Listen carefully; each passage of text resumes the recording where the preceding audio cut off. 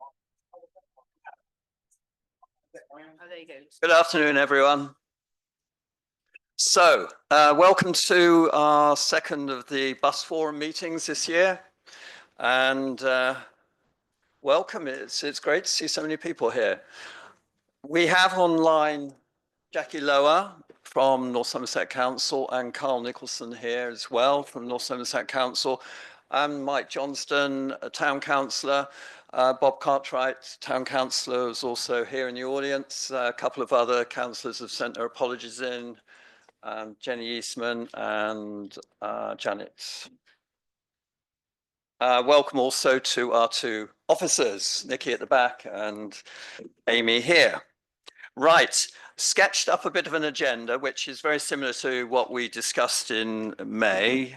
And that's basically to have an update on the local services, the X4, 5 and 10. To discuss the Westlink, to have a little report from the 56 group, to have an update on the BSIP. But we've already had two public forums and one business forum related to the BSIP bus hub. So we'll just sort of talk probably more about the road schemes and the shelter updates and so on. And I think that's basically the agenda. We have to finish by about 5:30. Paul Gardner's also here. Welcome, Paul. Thank you. So let's kick off. Now, as yet, we don't have a representative from First Group, which is a shame, because there's a lot to discuss on the First Group. And I'm hoping that Jason Freeman from the Big Lemon, X10, will also be joining us. But Nick is on the case. Now, I'm a fairly regular user of the X4. My son, who lives with us, one of my sons, commutes daily on the X4. So we do get quite a number of issues related to the service. I think one of my main gripes is that despite the fact that you have the electronic time panels, you sometimes don't get the information regarding to cancellations or the fact that the bus is not going to be turning up as it should do. And this is certainly one of his feelings, my son's, in respect to the stop at Ashton Gate where he gets on and off, commuting from the top of the hill here. So there is a roving mic, which Nikki's going to be taking around. Do we have it? Ah, good. So we have him here, and he'll be going up onto the top table with Carl.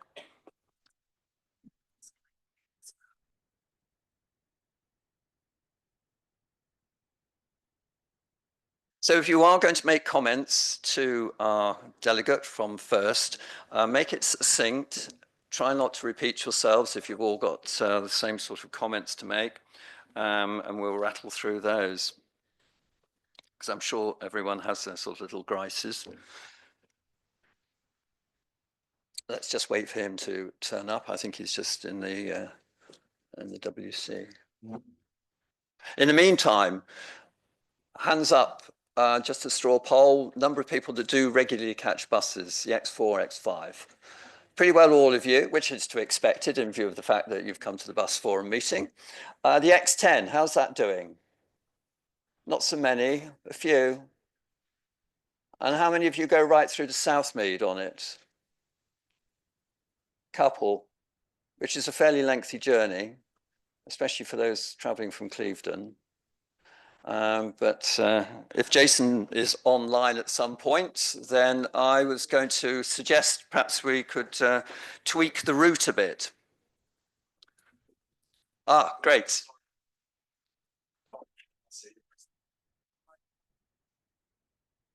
Okay.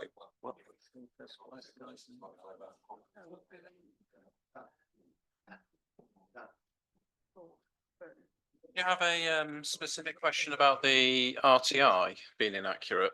I just observed in your comment about. Well, either that or it doesn't actually flag up that the next bus is, for example, cancelled, which presumably is something that could be done. Yeah, we've had discussed previously, to be fair, we've had issues with the data feeds and the background operation of the electronic bus timetable system called real-time information system. So we've actually made a subtle change on some of our estate over the last few weeks, where we've actually moved the data feed to a different supplier that we have in the background, and we're evaluating whether it's more reliable. So we've gone from a system called, we've gone to a system called MPTI. We were using a system called iDocs. The Bristol system is still on iDocs, and that has been known to lose cancellations, and we call it ghost buses then when they turn up but they don't turn up. It's the sort of phrase we use around the office. So if the new system proves more reliable, then as the contract's due renewal over the next 12, 15 months, we may well move to that system. The new system is used quite reliably, we understand, by councils across the UK, including Cornwall, Devon.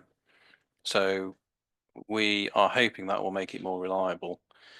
The other action that has taken place is that First Bus, with the predominant amount of services in the area, have actually worked with us to employ 2 people whose job it is to go through and basically check the system for cancellations, adding and removing buses. So we understand, although not perfect, the cancellation rate and information should be a lot more reliable than it was a few months ago.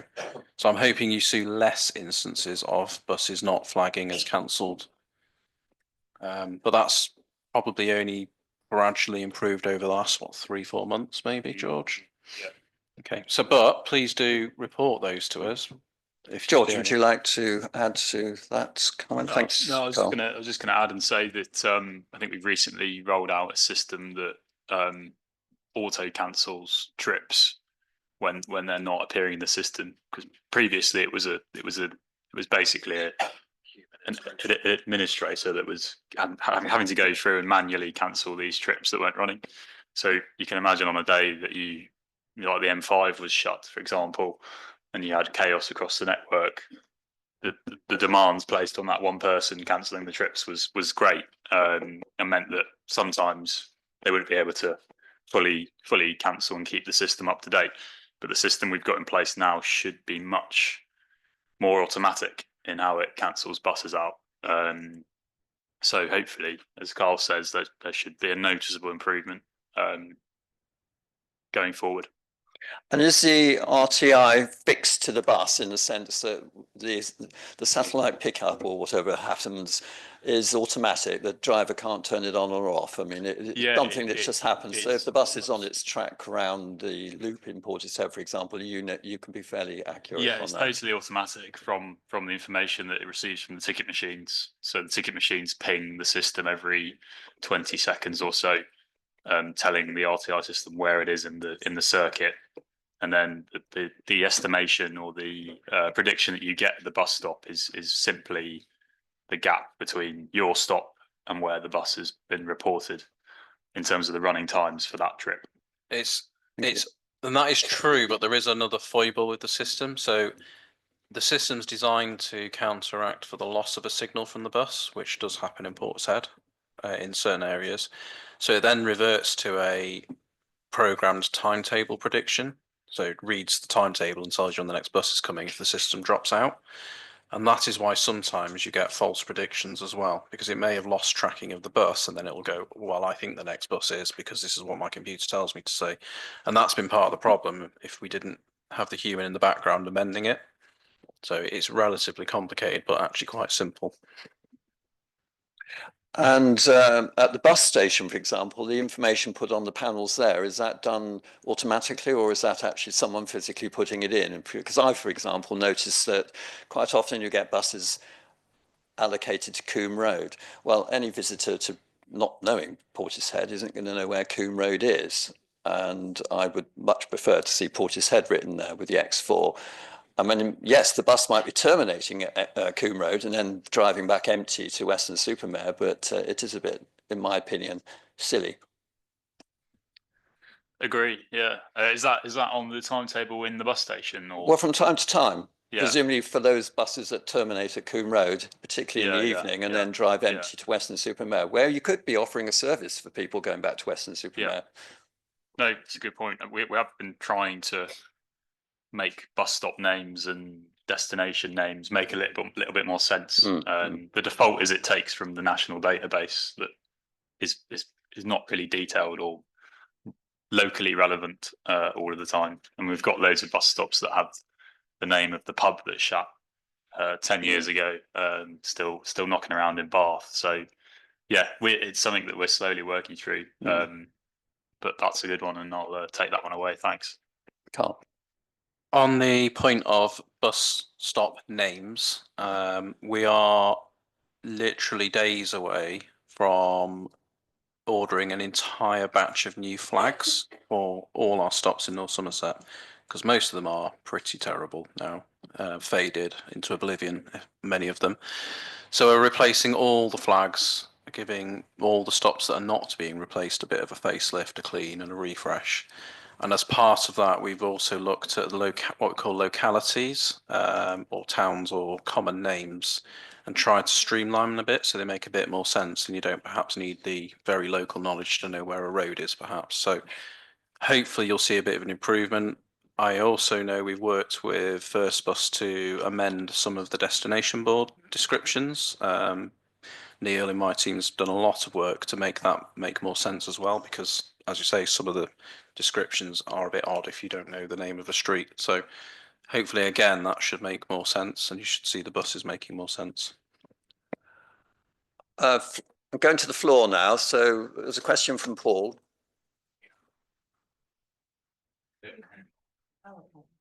Yeah, when I look at the real-time display on the website, it always seems a bit more accurate than what's on the bus stops. Is it fed from the same system or not? Is that the First Bus app? Yeah, the First Bus app. Yeah, so the First Bus app is different to our iDocs system, effectively, which is why there is a difference, which is another reason why we're questioning which is the best system going forward. What would you advise to look at? Well, I would say the app. So that's because it's our app. Yeah, I suppose it's an area that's. I would be inclined to say no comment because I'm not sure. George can say what he likes. I can say what I like. Yeah, I mean, RTI in general is a technology. Was a revolutionary technology when it first came in, however many years ago. Hasn't developed a huge amount since. And hasn't really ever been much of a priority for anybody. But now there's sort of new technologies being developed that should hopefully improve the prediction engines. One of the problems we have with it now is that it doesn't take into account actual conditions. So, for example, Roundham Hill can be very congested at times, but only on certain days of the week, it seems. So, the prediction engine uses the sort of average or approximate running time from Clifton Suspension Bridge to Anchor Road. Although on some days, if you're getting stuck in traffic on Roundham Hill, your prediction at Anchor Road is going to be quite a bit off. So there's work being done to develop a system that actually looks at the real world road conditions at the time and gives more accurate predictions as a result.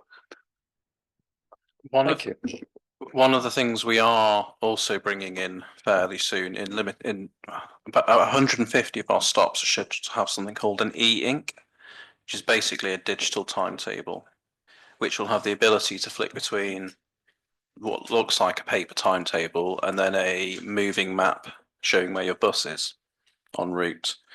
So we're hoping that prediction will be more accurate than some of our RTI as well.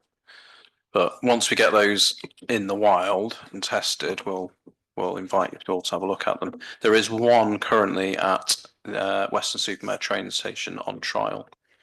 These inks are able to be powered by solar and battery as well, which means we can put them in places we haven't been able to previously. Thanks. Okay, we have a question from the floor here. Not actually a question, but kind of more a statement. Whoever chose the time of this meeting at 4 o'clock did not take into account that the only bus that comes at this end of the high street doesn't get here till 4:10 because the X5 is the only one. And actually it's broken down at Sainsbury's at the moment. And just to say, with regards to the labels at the bus station, there's quite a lot that just say bus station because they're going to Bath or Radstock, and it would make no sense to people. I was looking to see which Bath bus went soon, and they just all said bus station. Yeah, that's the response to that is the response I just gave for the Coombe Road problem. It's because the NAPTAN database doesn't reflect localities. But yeah, well, that's an ongoing piece of work to get the database changed. What was the other point? Sorry, about the time of the meeting. Well, that's something that we can deal with. Yes, thank you. Further questions from the floor? There's one over there, Nikki.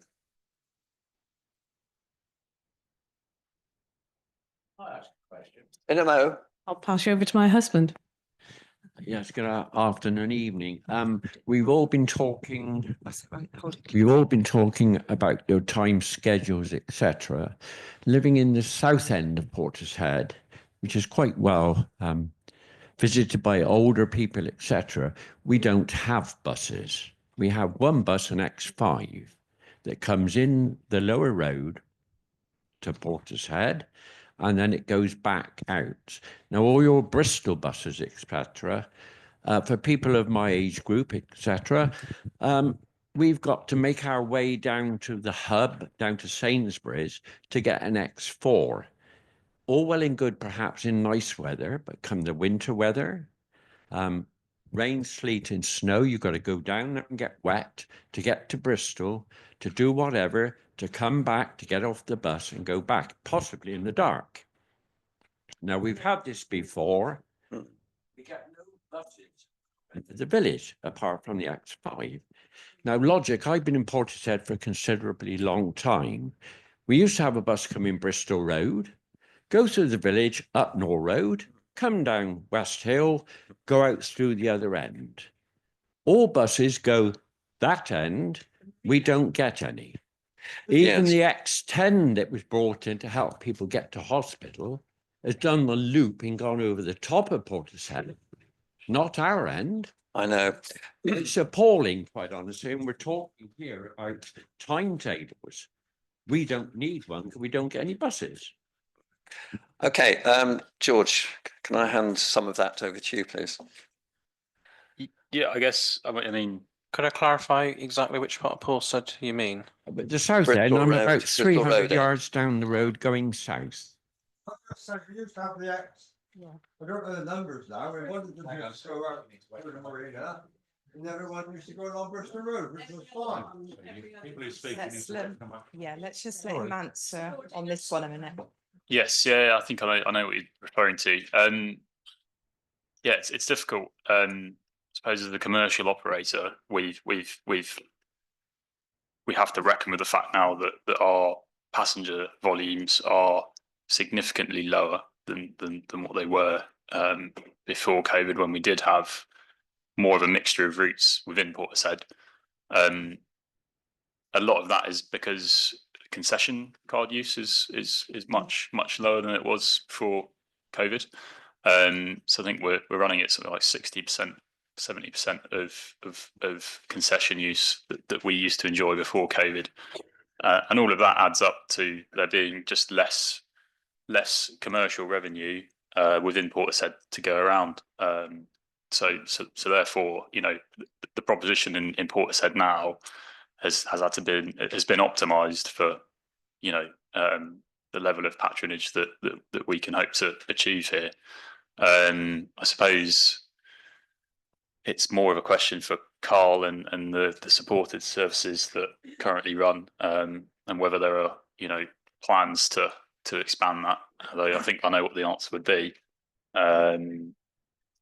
Yeah, it's a simple fact that we need to be running a commercial and sustainable network here, and unfortunately, the levels of use that we now see would not justify further provision to that part of Portishead. Just one. Carl, do you want to add to that? There are a number of hands have already I done can it. make a statement of where we are financially, what the next sort of 12 months looks like. So we've obviously had the clarity recently on the £3 on the fare cap, which is now going to £3. There is no money identified as of yet for bus support other than the historic levels of bus service operator grant we get from the DFT, which still stands at £68,000 per year. As I've previously stated here, the average cost to commission a bus is circa £300,000 per annum, which we then would need to recover that cost in fares. So generally at £1.30 for a concessionary pass, maybe £2 for a commercial pass, you're looking somewhere in the realms of 200,000 trips per annum to be made to sustain a bus. So when you put that into perspective of a town such as Portishead, which has other bus services, there's quite a lot of people needed to sustain the bus on the road. That's one bus on a relatively short frequency.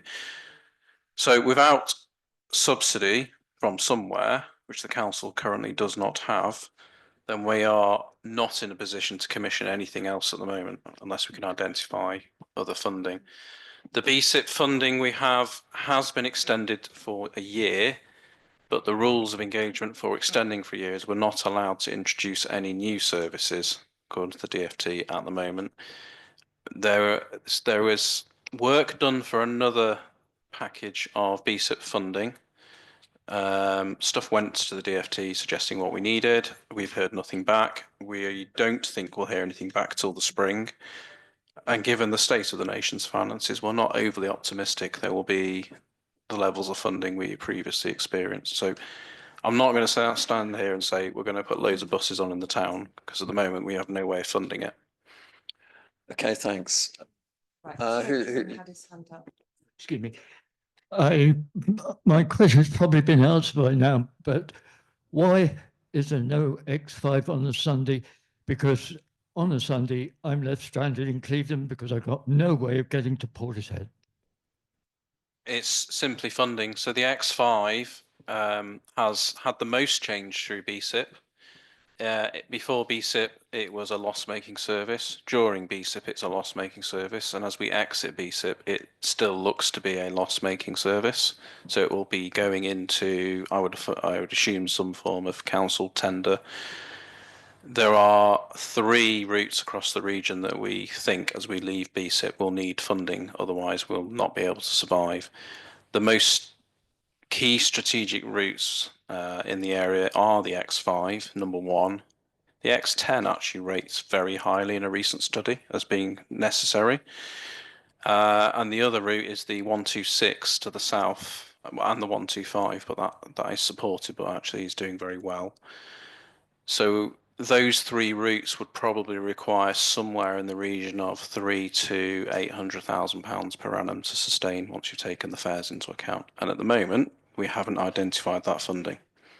The X5 doesn't run on a Sunday because when we tried to in the past run service, there are just not enough people using it to pay for it. And as it's a supported service, not commercial, we don't have the funds to run it. Heather? I have a question for George. You talk about viability. Is it absolutely necessary to have an X4 every 20 minutes? Because I watch that X4 going past when I'm having a meal in Wetherspoons, and there's hardly anybody on it. 3 or 4 of them going every 20 minutes, hardly anybody in it. Can you not sort of reassign the money to something that we want? For example, a bus that does come from Gordano School End, even if it's only now and again, but every 20 minutes, it's ridiculous, to be honest. Well, I think Yes, and the marina, anything extra that we ask for, can that not be looked at in terms of cutting back on the X4s in the day? So I think for us, the priority for Portishead is to come out of DSIP with a commercial service. And I appreciate that whilst you might think the 20 minutes is overkill, I can certainly say for now that during the day it's not. And actually, I'm sure if you spoke to your regular X4 users, they would argue very strongly for keeping it at 20 minutes. And we know that as operators, frequency and simplicity wins, and that's how you build passengers over time, so that you can potentially look at, you know, tactical extensions and diversions and whatnot. I suppose the solution you propose there would, you know, in theory might work, but you'd have to be considering the losses of the existing revenue and whether you would cover those losses. A 20-minute service that had an alternate pattern every hour would mean that Nor Road, for example, would only have a 40-minute service at certain times of the hour. We know that looking at the numbers, that the response to the X4 and its current form has been good and has been growing. We're not quite in a commercial position with it, but we are getting there. We're very close. So I wouldn't want to do anything that would threaten, I suppose, that trajectory. And it goes back again to that question of, you know, there being enough bums on the seats to make those kind of things work. And we know from the intelligence that we have and the long-term trends that I think we would struggle and would end up going backwards on the X4. Could I interject? Could I interject to make a point though? Whilst you may see the X4 with not many people on it, that might be because it's the part of the route you're looking at. So if you were to look at the X4 in Pilham Green on its way through, it's quite busy, if not full at times. And as it gets into Bristol, it's definitely full. And that's the bit that pays for you to have a bus service out in Portishead effectively. If you didn't have that frequency and that volume of people along the whole route, you wouldn't have a bus. So I honestly think you've got one of the best services, the X4, in the region. Probably only the X1 and some of the BAF services that are much better. It's doing very well, so well that, to be fair, we've managed to work together to bring you electric buses next year, which will be the first in the region, if not some of the first in the southwest. Such as the level of investment and confidence in that service. And I do accept the point about, well, what if you want to go elsewhere? But at the moment, we're still in a commercial network. We're not a franchise. We don't, as public, we don't control the network. So I think you're getting the best it can be at this time. Right. Sorry. We're not asking for extra buses. We're just asking for every alternate one to come this end of the village to serve Northwestern, who are the forgotten ones now, Bristol Road and all this end. I live in a retirement home, this end of the village, and there are 3 retirement homes here. And a lot of people here from the retirement homes rely on those buses, and we haven't got a service. There's another new retirement home going up this end of the village as well. So, you know, we do need a service. We don't want extra buses, just every alternate one to come this end, if you see what I mean, which when I first came here 59 years ago, which seems an awful long time, but it was every alternate bus coming through. I think it was a 358, a 368, something like that. 358, 359. Yeah, I'm going back a long way now, but one used to go that end of the village and the next one this end of the village, which was nothing wrong with it. I think if George, if you take away these thoughts and see what is a possibility perhaps to think along these lines. Any further questions on the X4? Because I think we need to be moving on. Yes, there is. Okay. Here. So it's 2 things. First of all, talking about the no buses up this end of the world, would it not be possible to reroute the bit of the journey of the X10 that currently comes up past Police HQ where nobody ever gets on and off? Well, the X10 conversation will happen in a moment when we finish on the X4 and X5. James Freeman is online. The Big Lemon. Shall I do my next point then, which is about the X5? Is that all right? Carry on. Yes, we'll seamlessly go into the X5 now. A lot of people have told me how awful the journey is from Portishead to Weston. It takes 2 hours. A lot of people go there to college. And I was just wondering if you've any plans to reduce the length of time and obviously the route so that it goes more directly from Portishead to Weston without This- taking in all the extra So places. I can respond to that. It's an incredibly difficult trade-off. To go via the motorway means that Yatton, Claverham, Cleve, Congsbury, not so much Congsbury, but they would lose their bus service. And given that it's highly likely to be it is a subsidised route from public funds, so we've been fair to everybody along the route to give them a service where we can.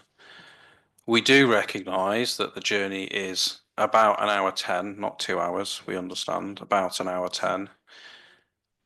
It would be preferable and beneficial to people going to college and which is the main use, and sometimes the hospitals down into Weston, to have a quicker journey. It is something we are exploring as to whether we can alternate the route to a degree throughout the day or look at faster options. But at this point, it's a very difficult choice. And it might be something we have to ask the public for an opinion on, or even maybe vote on, I don't know. But it's a very difficult trade-off, because the consequence of people having a 20-minute quicker journey is 2 whole communities lose their bus service.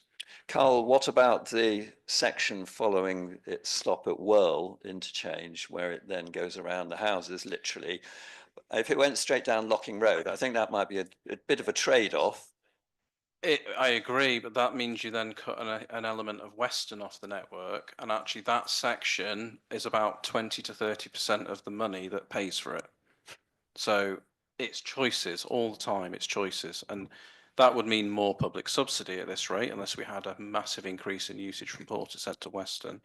So again, it's a trade-off. I'm certainly open to opinions on it, because it's one of the few services where I think we do need the public to make a decision. But we have to balance the needs of everybody. Any further ones on X5? Oh, For you, X5? X5?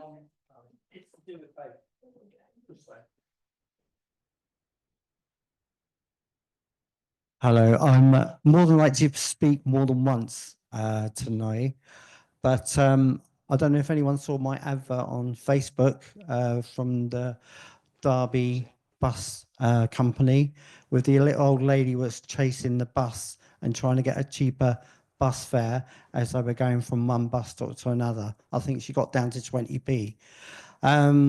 The funny thing is you talk about the price cap that's £2. So 2 years ago, when you put that price cap in, to travel anywhere around Portishead was just £1.50. I'm sure a lot of you remember that. It then went up to £1.80, as I understand. Hello, Carl. I'm over here. Cheers. Carl, so it went up to £1.80. However, some of your bus drivers can't even charge £1.80 because they're still going to charge you the price cap of £2. So my question is, how much are you going to charge just to go locally? That's probably from West Hill to, say, Sainsbury's. Are you going to charge the public £3? Because that's the funny point, is 2 years ago, it was £1.50. So now if it's going to be £3, we're paying 100% more for a price ticket than we were 2 years ago. Hang on, Carl. I can appreciate that it's a great deal to go to Cribbs Causeway for £3, or it's great to go to Weston for £3, but a percentage. I need to answer, because there's no Pardon? point going on for 5 minutes. There A is going to percentage be a of the local people in fare Portishead still. are just going to be travelling locally within their town. Can I just state that obviously concessionary travel remains free, but actually there is still a local fare, to my understanding, for travel within the town here, Clevedon. I would need to check, but I didn't know it was £1.80, but it certainly won't be £3. And they're not my buses; they're commercial buses. So Rob can answer. I think there's been misplaced worry over the DFT fare cap announcement a few weeks ago, that every service that is currently under the scheme will default to £3. It's not the case. That's simply the maximum that any user will pay for any single fare. It doesn't mean that we will make every single £3. And I can say for certain that's not our aspiration. Certainly within in the local. Is at the moment you're charging Bob. bus stop within Portishead. Right. Well, we shouldn't be. So For travelling because you can still access the fares that are cheaper than £2 if you're making that the journey that relates to that fare. So I all I could say in those circumstances is to make a complaint, and we need to address the fact that the driver's not selling the right ticket with them. But there's no aspiration to put local fares up to £3. I'm going to move on now to the X10. Thank you. Jason Freeman, you're online and you are the CEO of the I'm the operations manager for Bristol. Manager, good, thank you. So let's talk about the routes. You've been running it now for a few months. Yep. Or left the scene. And what do you feel, for example, about the fact that you're duplicating some of the X5 route? Do you feel perhaps you could cut the Clevedon loop out and start and finish in Portishead, but maybe call in Avonmouth on the way up to Cribs and Southmead? Well, this is something that needs to be discussed, and we're always open to suggestions. But this is this is a supported service, so it does what the council wants it to do. So we're open to talking with North Somerset Council on what the best course of action is for the route. I take the point that some of the areas around Portishead aren't being used. That's definitely something that needs to be looked at. We are carrying people from Clevedon through Portishead and onto Cribs Causeway. Would it be fair to take that off and move it to just a Portishead service? It is all things that are good ideas and ideas that need to be taken away and looked at with the contracting authority, which is North Somerset Council. And how are you finding the passenger loadings at the moment? They're really encouraging from our point of view as an operator. Would be nice to see more people out and about on a Saturday. Bearing in mind the service only runs to Cribs Causeway on a Saturday. And I think the aspiration would be if there was more funding, which is always a sore subject, we could obviously do a lot more with the service. But as it stands currently, it's encouraging to see the number of people using it. Some of the 9:22 trips that start in Clevedon are often full by the time they leave Portishead, heading towards Cribs Causeway and Southmead on a weekday. So that's encouraging. So, there are definitely things to be looked at. But I suppose one of the disadvantages of running on to Clevedon is the fact that the journey time is a lot longer, and therefore you're only having 3-4 services a day up to Cribs. Yeah, I believe it's three in each direction. That's right. Yeah. Okay. Question. There was a lot of confusion over which buses went on to Clevedon and didn't on the previous timetable, and now that there is that clarity that all services run between Clevedon, Portishead, Cribs, and Southmead on a weekday. So that removes the confusion. The amount of people that were being left in Portishead was when the bus turned around to head back towards Cribs on the old timetable was quite high, and it's obviously quite distressing for a passenger to then be dumped off in Portishead going, well, I'm sorry, the bus doesn't go any further. I need to just make a quick statement on it. So as has been stated, the service is a council arranged commissioned service. So route suggestions do need to come to us to discuss with the operator. At the moment, the income levels are projected around £50,000 to £60,000 per annum. The service is costing approximately 210,000, I believe. Is that correct? Yeah. So there is still quite a gap in commerciality. The demand looks good to the point where we're probably going to have to discuss a larger bus, which hopefully that means we can get closer to commercial. But at the moment, there is still quite a way to go. And we only have funding left for one more year at this point. So my plea is to everyone to engage with the service and use it, and find a way to make it more commercially sustainable going forward. Question from the floor at Just back. say, the X10 is one of the best things that happened. I go on it every week and the bus is always full, even standing in the corridor. And it's the best thing that's ever happened, that journey. It really is. Where are you catching your bus from? I catch it in Portishead, but I'm really happy with it. I'm one of them that fought for that X10.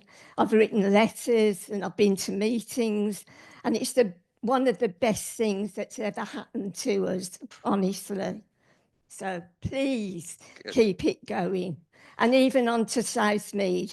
If I go to Southmead Hospital, I used to have to go into the city, catch a bus, go out to Southmead. And I've seen quite a few people on that bus that go to Southmead Hospital. So please keep it going. That's good to hear. Thank you. Nikki?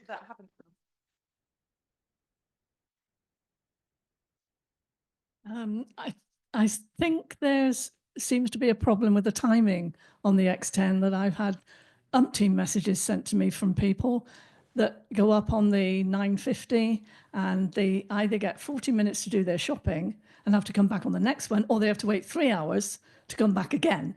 When you talk about numbers, there's a lot of people that aren't doing it and aren't going on the bus now because of this gap in the timetable, and they're driving up, or they're not bothering. Can something be done about this sort of mid lunchtime gap? It's to do with the driver resource and hours involved and the amount of buses that are used. So at the moment, we have to run quite a long route on one bus because it's all we can afford. The next step up will be to increase the frequency, will be another vehicle and driver, and I would assume another £250,000 per annum. If there's a demand there, then it's an experiment worth trying. We can approach the market and see if there's another solution, but at the moment it's a real conundrum because we'd have to add another bus, and that instantly adds circa £250,000. So that's the conundrum we have, and at the moment there doesn't appear to be enough to do that, but we do recognise the issue. I would argue if I'm going to Cribs for the day out, I would want to be there more than 40 minutes and maybe 3 hours. I don't know. There's plenty to do there. They don't want to be waiting 3 hours and then come back at 2:30 after they've been out since 9:30. It's a long day. Yeah. Question from the back there. Yes, what I was starting to say earlier on, and then you said to wait for the X10 bit. So I was just thinking, as there isn't any sort of bus that comes up this end of Portishead, could the X10 not have the route slightly changed? So instead of coming up by Police HQ, where nobody ever gets on or off, and then that comes down West Hill, which is already served by the X4, could it not just come round, as it were, so that it would pick people up from Gordano School area? I know it doesn't run very often, but it would be better than what we've got at the moment. We can certainly take that into consideration for the next round of service. Yeah, and I don't think it wouldn't take much longer either, I don't think, we'd just have to evaluate that suggestion, because again, there are winners and losers in that situation, but certainly happy to look at it. Not an unreasonable request. Okay, thank you. Excuse me, can I just reiterate what Heather said? We're one of the people that were really firmly for the X10, but we don't use it at the moment. 3 hours in Cribs just does my head in. 40 minutes isn't enough.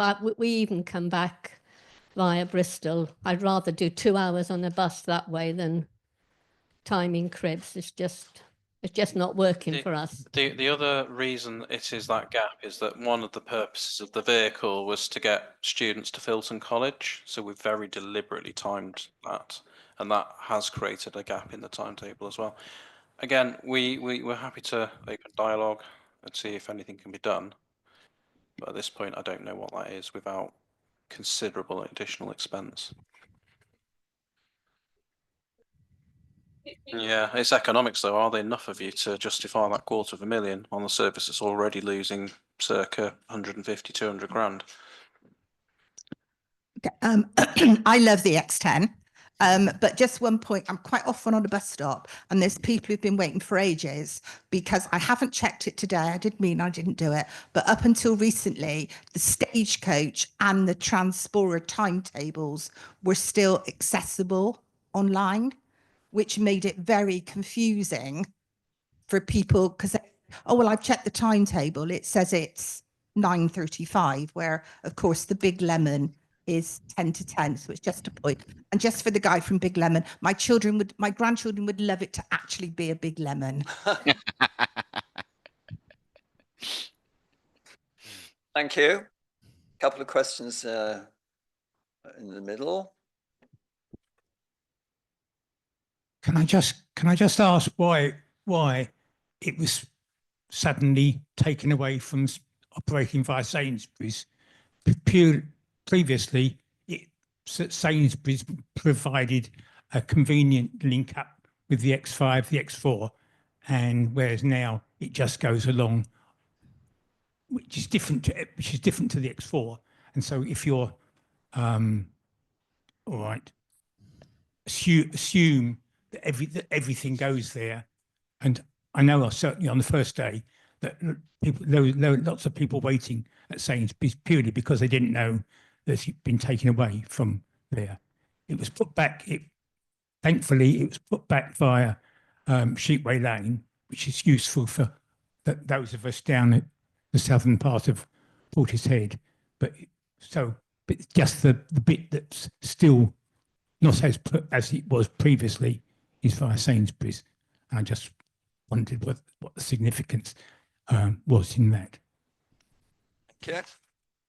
Just behind you, Nikki, as well, just briefly, because we need to move on after the last Could next you speaker. just tell me why every 6 months you change the timetable? Because you get used to a time and then 6 months later it's changed and then 6 months later it's changed again. Okay. It's all about the amount of time we've got, basically, and we had to rejig it to what we found. Basically, is the bus was leaving the college at Filton 5 minutes too early for the children to get on the vehicle. Given it's one of its primary purposes is access to health, education, and retail, not accessing education was a bit of a faux pas on our part, so we've had to retime it.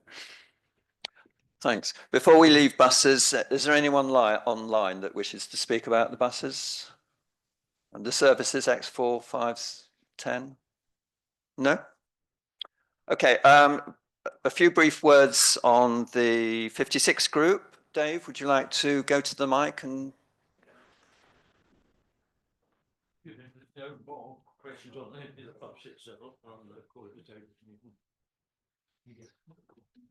Hi, for those who have seen me before, I'm Dave Werrett and I'm chair of All Aboard the 56 bus. I've heard everybody discussing about the lack of buses in Portishead and the far end of Portishead. I actually live in Walton Bay, but I'm representing the people of Portishead here today because we have no buses apart from Westlink. I know we'll get onto Westlink later, but what I do want to discuss is I want to discuss today, okay, not just about the poor service from Westlink, but the other services are improving, I think, to be fair. But what I want to do is I want to look at alternative ways of actually funding buses, because at the moment, everything is very much reliant on North Somerset coming up with some funding, usually from government or whatever. So it's all your taxpayers' money is going into funding those buses. What I want to look at, and if you have a look at the notes that I've handed out there, is alternative ways of getting funding in. And we think as a group that so far the advertising on bus stops, which I've noticed along the bus stops today, there's almost no advertising on local bus stops. That advertising space could be sold, okay, to improve buses that can run locally around town. Those buses themselves, if they're allowed to run, smaller buses, circular routes, could pick up from all the localities that are not currently served. And what they could do then is they could bring customers into town. They would support the local businesses that are here. Okay, they would support local workplaces and so on and so forth. They would also support other buses, because those other buses would then get customers brought to them. So you wouldn't have to walk for 3 miles in the rain. Okay, you might stand in the rain for 5 minutes, but you wouldn't have to walk for 3 miles in the rain. You would get a decent local bus service running locally around Portishead and its areas, or the Gordano Valley, so it could link back to Clevedon or whatever. So if you wanted to go there, and then you could catch the major route buses for first bus. So we would be able to bring buses to you. Now, all this is actually within your control, okay, and the town council's control. Currently, the advertising space, or up until now, because I've been told today that the actual contracts for advertising on bus stops has actually run out between North Somerset and the advertising agencies. But that is advertising space up and down the street, of which you have something in the region of 26 bus stops that belong to Portishead. Now, if Portishead Town Council decided that they wanted to advertise on those stops and use local firms to advertise and pay for that advertising, yes, I've got some figures down here which Carl says are completely fictitious.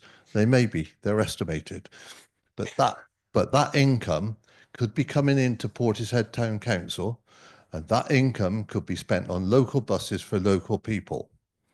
You would still have to pay, I've no doubt, okay, to enjoy those services, but it would mean that you could actually get to the town centre from wherever you live, and that would mean I in Walton Bay might get a bus occasionally and a bit better than Westlink, okay?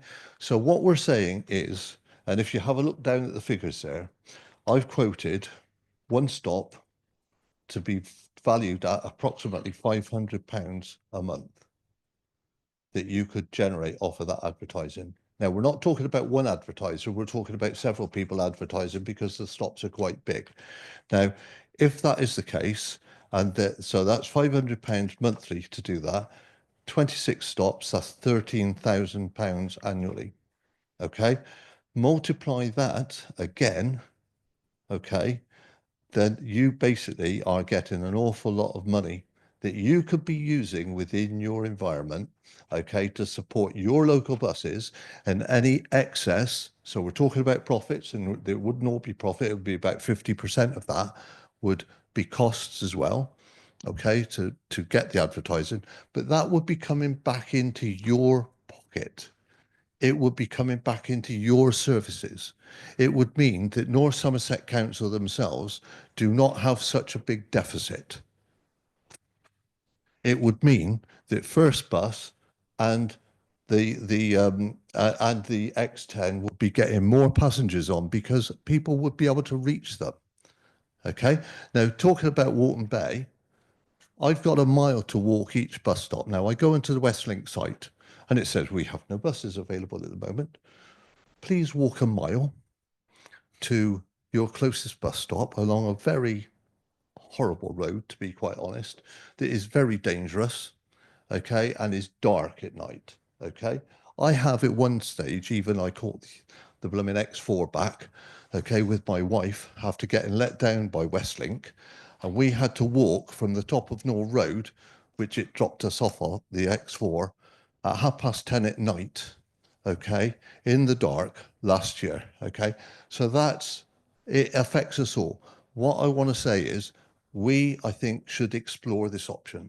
I think it's a good idea, and I know that Bob is also on the case and has spoken to me about it too. We're waiting for the upgrade in some of the shelters, which I know Carl is probably going to mention shortly.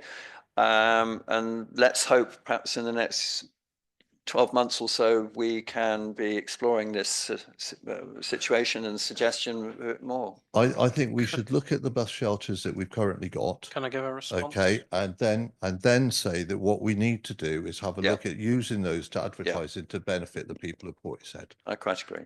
Thanks, Dave. I can give a response on how we've got here. So Historically, the advertising concession in North Somerset went back to the days of Avon Council. It was handed over to us. I reviewed it about 3 years ago, because we were getting a principal sum of nothing out of it from the advertising companies.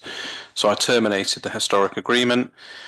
We also conducted an exercise, sadly, before and after the pandemic to try and get a new advertising concession. And basically that fell through twice for various reasons. The industry told us, and they would tell us a biased number because I would argue it's quite an interesting market, the world of advertising. They're not keen to tell you anything. They told us our estate was worth about 30 grand a year across the whole of North Somerset, of which very few sites had the propensity for advertising. We also tried some local advertising activity, which is why you see some of our stops with McDonald's and Astron and some of the schools on. And to be fair, that generated about £15,000 a year from the few suppliers we got. So you are onto something, I do agree, in having a local control and advertising on the shelters. My argument would be, I think we'd be happy to work with yourselves to do something, perhaps where if you agree to take the shelters on and the responsibility for repairs and insuring and cleaning, we'd be more than happy to see you advertise on them. We'd work with you as much as we could to do that. I do worry about some of your estimates for income, but if you can do it, great. And we'd happily work with you to then commission the bus services legitimately. It's not a terrible idea. I just worry if the numbers stack up. But great, you know, we are going to go out again next year to try and get an advertising concession. It's quite high on our list of things to do as BSIP draws to a close, because we need the money to clean and maintain the new estate we were going to inherit from BSIP. If you wanted to be excluded from that or undertake activities with us, again, well, we're really welcome to listening to that. Right. Something to pursue on that one. Thank you. Straw poll time. Hands up. Who uses Westlink? Less than half a dozen. Right. Carl, back on the scene. Westlink, how's it doing?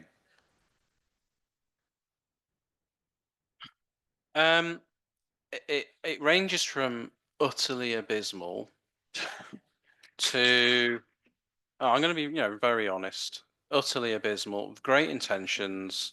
The way we tried to contract it originally wasn't what was procured. We've worked very hard as officers in North Somerset, particularly Christopher and the team who's on the call here, to try and influence changes to that system, and we did.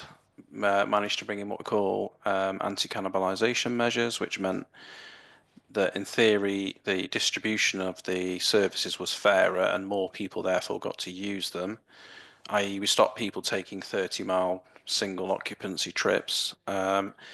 So we've seen an improvement in the utilisation rate from sort of 1.5 to 2.2 trips, people per trip, so it's better, but it's still nowhere near good enough, and we have serious concerns about the performance of the call centre. There's odd activity which we've challenged in the background, and ultimately Westlink is an experiment. We've never shied away from that. It's one of the biggest DRT experiments that's been conducted, actually might even be in the world. It's up there on the scale of it, and actually partly that might be part of the problem. It might be too big an experiment.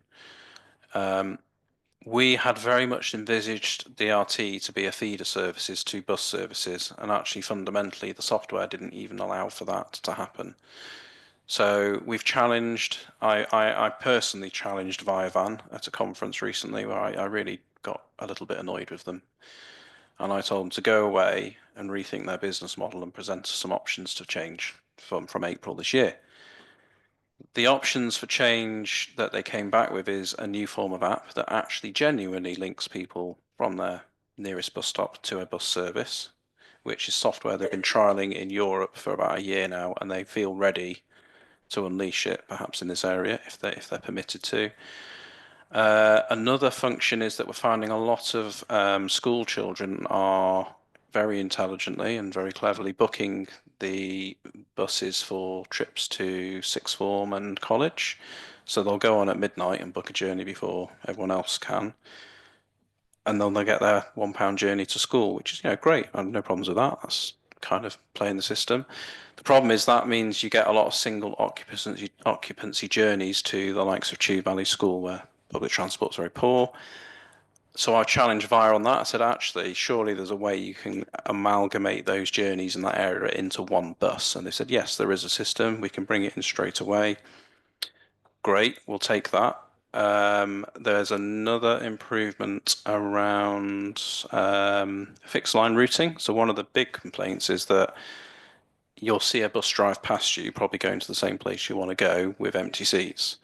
And the problem with that is the computer gets, I think, simply put, a bit confused about aggregation, and it doesn't do a very good job. I've challenged them on that. They said, well, again, they think there's a way they can amalgamate bookings so that it picks more people up, i.e. more people can get on a fixed line, and then it wanders around. So again, it's something else I've challenged them to do. Sorry about the long diatribe. The gist of it is, though, the current contract runs out very early in April next year. It was only ever a 2-year contract. We have permission to extend it from the DFT, but what we haven't yet determined is if it's viable or worth extending. The service currently costs around 4 million across the whole region, and it brings in, I think, sub £100,000 in fares. So the reality is, whatever happens, it will need to be transformed and be significantly more efficient for it to carry on. It does serve a very good purpose, theoretically, of providing buses to people that cannot have buses for whatever reason. It might be the bus physically can't get there, such as Walton and Gordano and other places. So significant change needed. Lots has been learnt. I think we would want to have much more localised DRT going forward. The theory of a small minibus running around Portishead is a good one, but economics are against it. So that's kind of where we are. We know it's not the best of services in the world. I think those who use it and use it well love it. There are many that are very critical of it, and rightly so, because the service has been atrocious at times. And I apologise. We as North Somerset, we do not hold the contracts. That's the combined authority. We have an influence on it, though, I accept. Thank you. Does your colleague Christopher wish to add to that at all? He does. Nothing particular to add to that. I might have my shutter closed. Sorry. But no, yeah, I think like Carl said, we're very keen to make it work as much as we can, and acknowledge that with the DRT is just, like Carl said, with it being such a large trial, there have been a lot of teething issues. So we are continually working to sort that out. Yeah, so not a great deal to add, but just to echo really what Carl is saying, that any input people have, we want to hear, so we can try and improve the service effectively. Thank you. A couple of questions from the floor here. Thanks. Can I just say, I live down the Marina area. When we moved here, we had a bus stop around the corner, which took us into Bristol and everywhere else. End of story for that. We rely intensely on Westlink. My husband is partially, he can't walk, and he cannot get up Newfoundland Way to get to the closest bus stop. We rely entirely to go shopping on Westlink. We don't drive anymore. It's a blessing. And I have to say, with regard to the drivers, the vast majority of the drivers are extremely polite and help us off with our shopping. And when you do it and you're organized, and you can, I want to go shopping tomorrow, I want to go there, you can book a bus. What you can't do with it is suddenly decide, oh, I need to go to town and do it on the spot. So our life would be very difficult if Westlink was to stop. I don't know what we would do. So please, can you keep it going, even if it's tweaked a bit to make it better, And I appreciate that people are saying, yeah, it's a rubbish service. It is a rubbish service to a certain extent, but it's also an excellent service for certain people like myself and my husband. Thank you. Nikki?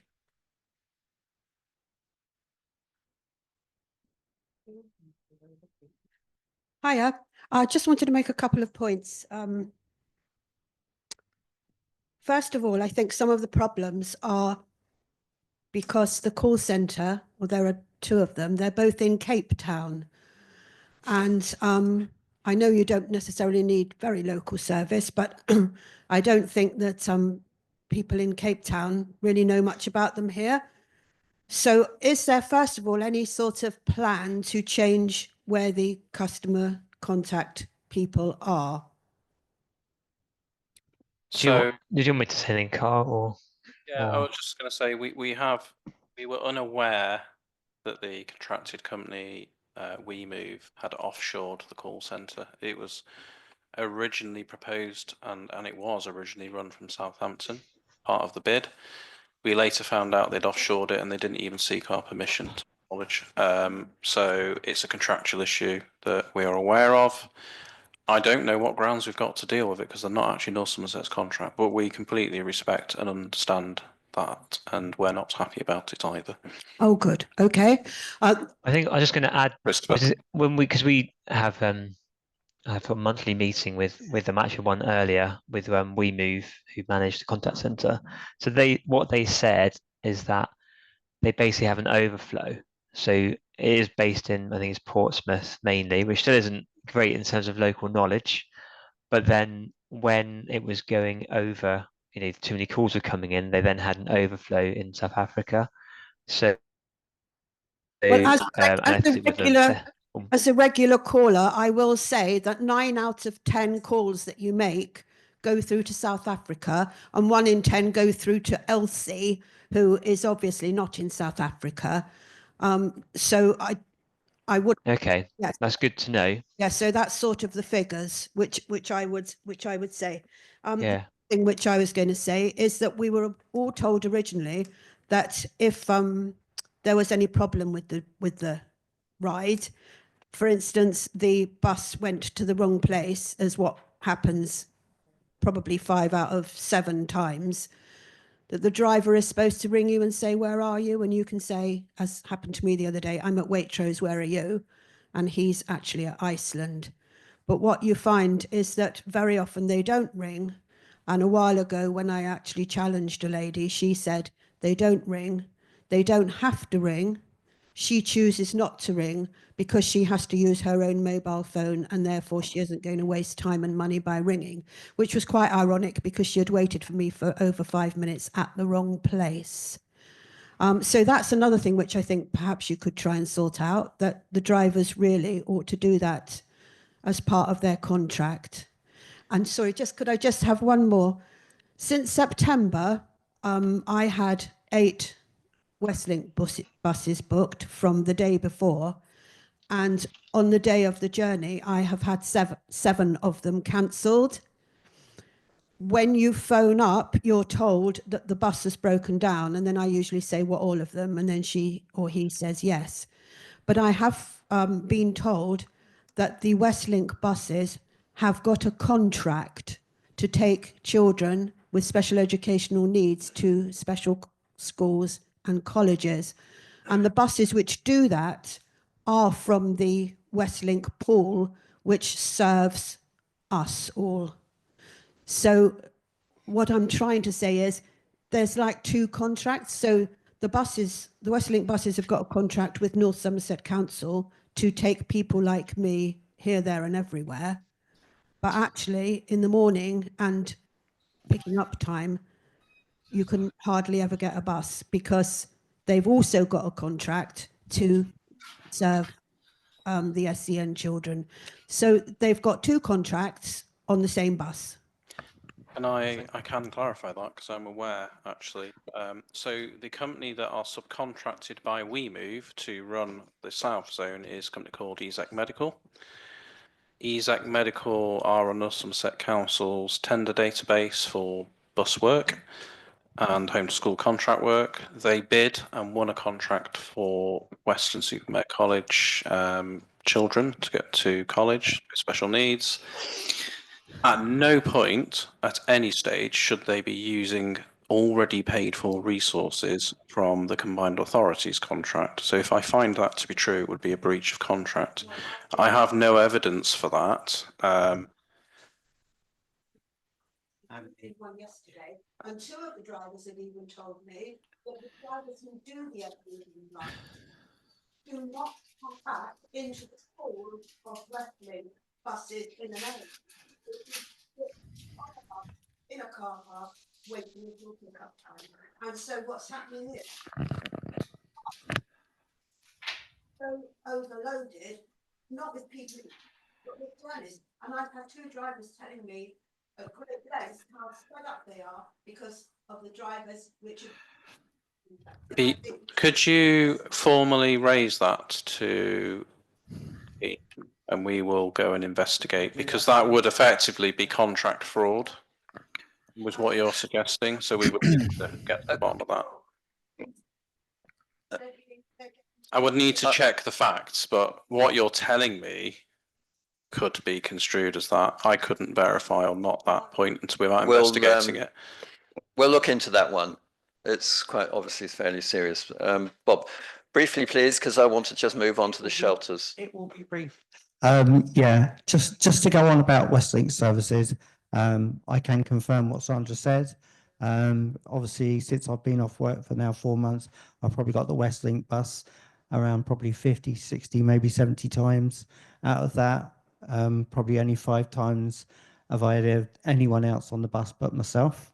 Anyway, going back to Westlink services and the point of advertising, which we were talking before, I have my colleague here who's going to put some pictures up.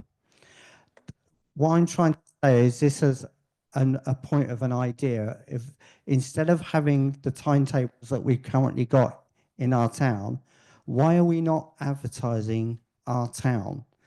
Or vice versa, we should be advertising Clevedon or Nailsea. Wouldn't it be nice to see a picture like that at a bus stop rather than a plain one that shows Westlink advertising about halfway down and then that's it?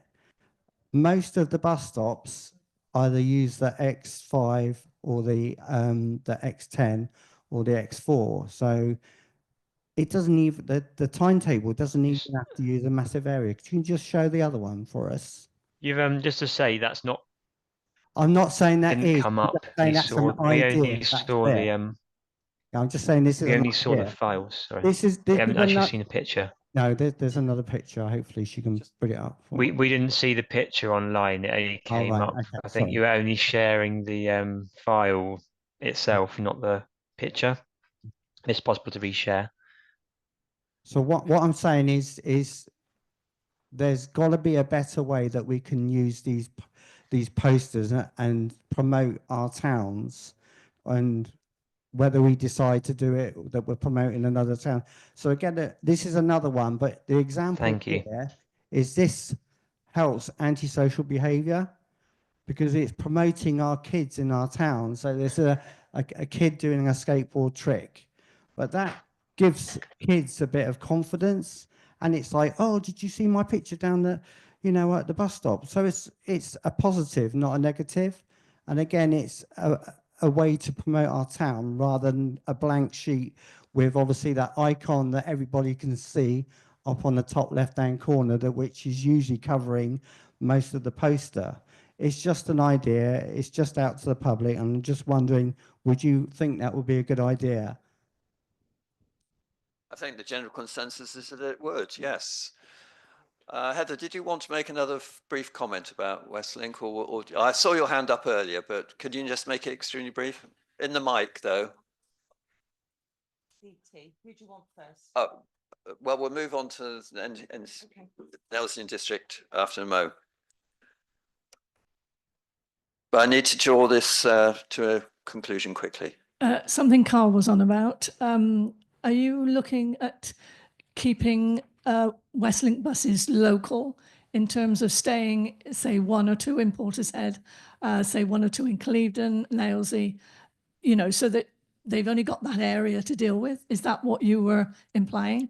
The original concept that I helped develop was about 12 small zones where the vehicles were restricted to those zones with very little crossover. The only crossover would have been perhaps it letting it go to a local hospital in the next zone, etc. The idea being it fed bus services, so it gave you very local travel to a local facility, perhaps your local supermarket. But then Can you also explain to me why we're not allowed to put our hand up and hand out and stop the bus? it's because it's coming? that's basically intrinsically the way it works is a demand responsive. So you have to book your demand, and then the computer goes, "Oh, I can do all this stuff and put you together and go on an efficient journey." What you're on about is more of a fixed line routing option, which is done in other countries such as Japan, where they have, I think they call it a lollipop model. So the bus can wander around an estate, picking people up and then go down a fixed corridor. It does work, I agree. And it's what we wanted to do, but no one had the technology or ability when we tendered this to do that. 2 years has gone by. There are now people, alternatives to the current contractors, that can do that. If we're to do DRT again, clearly we would look to use that model because we think that can meet demands better than the current system. Thank you. I'd like to have a word from Nailsden District Community Transport. Cameron, please. I'm not representing NDCT. It's a question to Carl, really. On Westlink, have Westlink themselves got any plans at the end of the subsidies, so to speak, from BSIP funding to actually take it on themselves? At the moment, no, there is no exit strategy or funding identified. Okay. We very much would like to, as I think previously discussed with community transport groups, try and find something out of the ashes in this model, I think, because I think a local delivery partner, such as Nailsden District or Western District, are probably better placed, I think, for this kind of model. Okay, and my second part of the question was, currently, Westlink were saying they do one persons per journey. It's up to 2.2. It can be more, to be fair, that's the average. What do they have to achieve to make it economically viable? We generally work on a principle in the UK of no more than £10 per person passenger subsidy in a rural service and £3 to £5 in an urban setting. That's sort of a generally accepted rule of subsidy. My question really was how many people? So the question there really is how much does it cost versus how much subsidy it needs. So we would need a lot more than we currently got to get down to the levels we would want to subsidise, i.e. probably need more like 4 per average journey, at least 4. Right. You need to be mic'd. You need to be mic'd because people can't hear you online. So yeah, I can clarify one more time. The funding from BSIP for the DRT trial was for 2 years. It was always badged as a trial. And the current funding in principle has been extended for 1 more year in between the current government BSIP programs. So we have funding to go for 1 more year up to March 26. But at the moment, we can't determine if the contractor wants to do it, which there is willing, and whether it's best value to do it. So there's no decision yet been made as to whether it will carry on. Okay, thanks. I need to move on now to the, well, we need, well, what's it on, what topic are you talking about?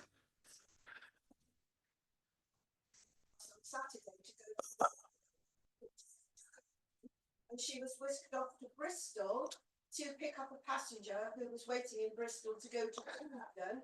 This has happened to her twice. I think you need to be having these conversations with Carl later on, because you're talking about something very specific here, and we need to just talk about, because we've only got about 10 minutes, so we need to talk about bus shelters, which are obviously important. You've mentioned already that you're planning to reflag them and give them a bit of a spruce. As mentioned already, Portishead Town Council owns about 26 of bus shelters around the town. Some of them are redundant because they're on the old bus routes. What's proposals do you have for upgrading some of the shelters in Portishead, which would include complete replacement in one or two instances? Jackie, did you want to chip in on the shelter replacements? Not to put you on the spot, I can talk about it. No, I've got some. I've actually got some slides which I sent over to Nikki earlier. So I don't know. I can share them on the screen here. But Jackie, you're part of the team as well from North Somerset, aren't you? yeah, so I'm the. Yeah, do you want me to share my? Sorry, just realised my background this isn't blurred out, but apologies. I'm at home at the moment. Yes, I'm the infrastructure delivery managers for the BSIP infrastructure, passenger infrastructure. So I've got some slides there, which obviously Nikki's showing now. I can just talk through those. We can see them here on the screen, yes. Yeah. Nikki, did you want to move on to the next? I'll just whiz through them very quickly. Quite a few people, I think, in the room have seen slides earlier that I've presented to Town Council, etc. In terms of passenger infrastructure, we're upgrading about 150 to 180 bus stops on key corridors. That's in addition to the rebranding programme that Carl talked about for all the bus stops in the district. We've got 4 main transport hubs, Clevedon, Nailsea, Portishead, and an upgrade of the Whirl interchange, and then 8 smaller hubs which are listed there, including Peel. We've got a number of what we call first and last mile improvements. So that's sort of perhaps small bits of footway crossings, things like that make it easier for people to access bus stops, etc. So that's all in scope of the passenger infrastructure. So in terms of the bus stop programme, we should be start kicking off in December time with the first 5 new shelters going in. You can see the new style shelter there at the bottom. We've got 2 different. We've got standard spec, which is aluminium and glass, and then we've got the high spec there, which is stainless steel and glass. As Carl alluded to earlier, we're rolling out a number of new RTI units. You can see the display there. That's one of the 23-inch. We've got some larger ones as well for where we've got higher patronage hubs, etc. They'll have a static timetable feed as well as a live feed and an audio function as well for people with disability, visual impairment. So they're all coming out. We're hoping to we're getting as many of the new shelters in as possible with the seating that you can see there, with the proper seating with handbars, as opposed to perch. It's not always possible because the narrowness of the pavements, etc., can make that quite challenging to get that in, but we're doing it where we can. And we'll be rolling out living roofs in more urban locations and solar power where we haven't got a main supply to feed the inks and lighting, etc. As well as all that, we're generally tidying up the area we're working in. So if there's issues with ponding, we're trying to deal with that at the same time, or other issues where there's the pavement's not particularly good in the vicinity of the bus stop, we're picking those up, and crossing points, etc. as well. We're also extending some of the bus cages. That's the yellow lines on the road that say bus stop. That's where, because we have a number of problems where the buses can't pull in properly and get back out properly if there's car parking either end of it. So we're extending some of those to allow the buses to get in and out better. And all this work, as I say, sorry, yeah.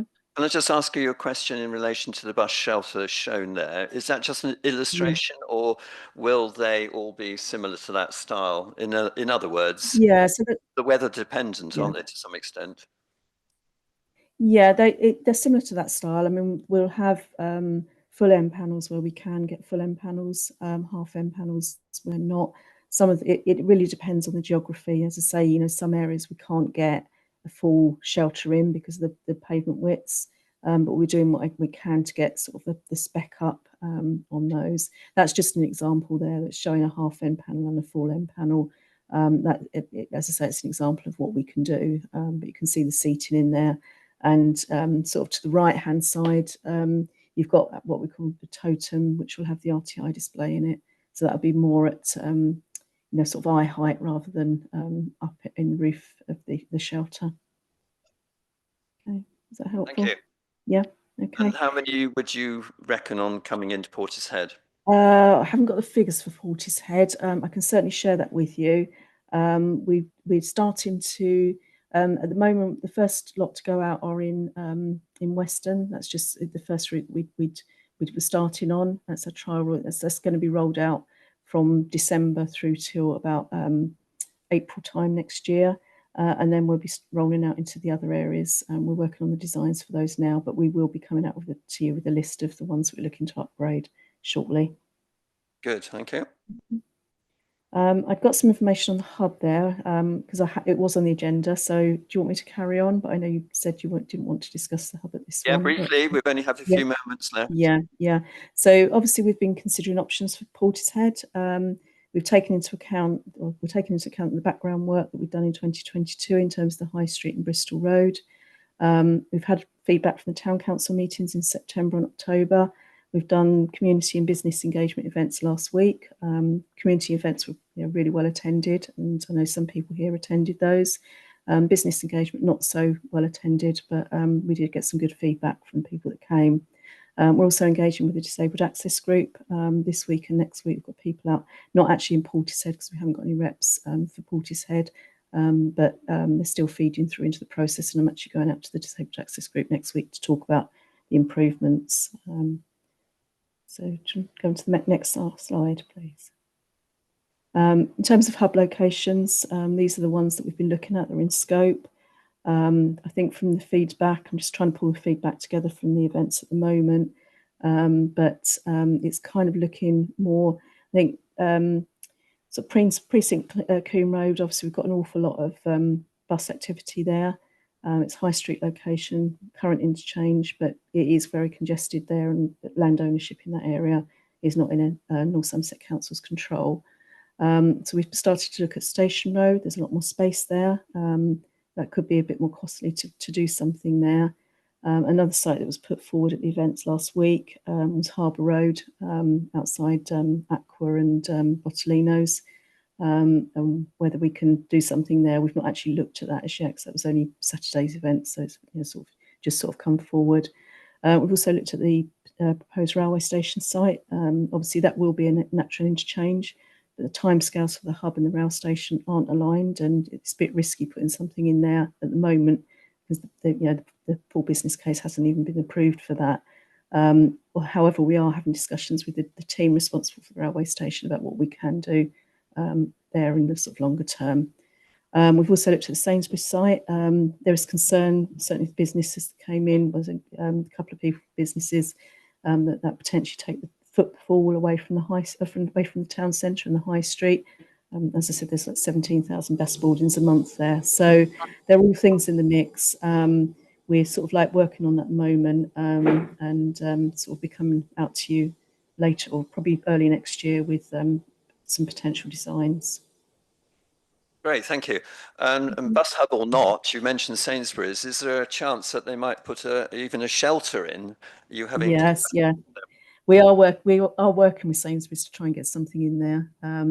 We were hoping they might be able to fund part of it, but yeah, they're not particularly open to that at the moment. So, but we are working with them to get a shelter in there and to improve the facilities there as well.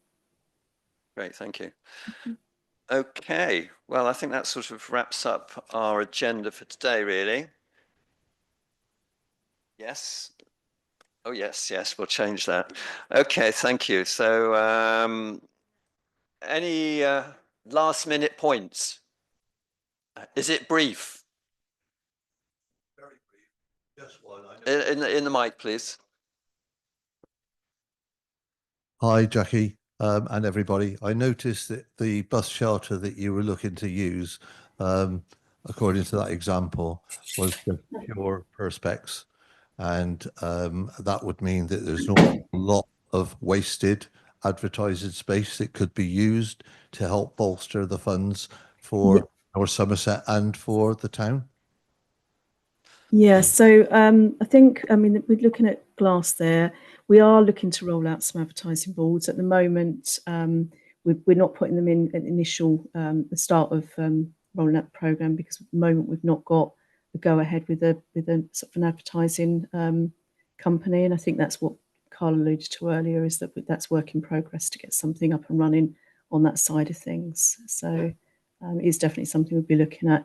I mean, there is an issue in terms of wrapping some of the shelters. I think if you put advertising on all those panels, that creates a sort of safety issue in terms of not having that sort of visibility and being able to see into the shelter from the road. So that can be an issue as well. It's just to add to that, the shelter design is modular, and one of the modules is an advertising panel. Paper or digital is an option. If there were to be a concessionaire appointed, they would then be able to come in and take the end panel away and put an advertising panel in. It's not common practice to cover the entire stock with advertising unless you did a wrap like we have on some of ours. Thank you. Very briefly, please. I went to the consultation at the Waitrose Pizza Plaza, whatever you call it, last Saturday morning. It was very interesting. But I was told by one of the North Somerset officials that if the Beacon Hub goes into where outside the precinct, they'll probably replace the existing bus shelter, which is reasonably adequate actually for the number of people that get on, into a much larger one. Well, the precinct was all enhanced just before the pandemic. And I think if a much larger bus stop goes there, it'll be aesthetically inappropriate and spoil the appearance of the area, especially if you have advertising on it. Thank you. Right. My thanks to North Somerset officers who've taken part today. My thanks to George Burton for attending, and to others, and for yourselves. Thank you all for coming. The next meeting will be on May the 8th next year. Put it in your diaries. And can I just sorry? Oh yes, we're switching the time to 4:15, so it ties in with the X5. Can I also remind you that as of next Friday, there is an open door session for members of the public to attend to talk to us town councillors, and that's between 3 o'clock and 6 o'clock in this hall. So you're very welcome to attend that, just to talk to us about anything you like. So thanks everyone for coming.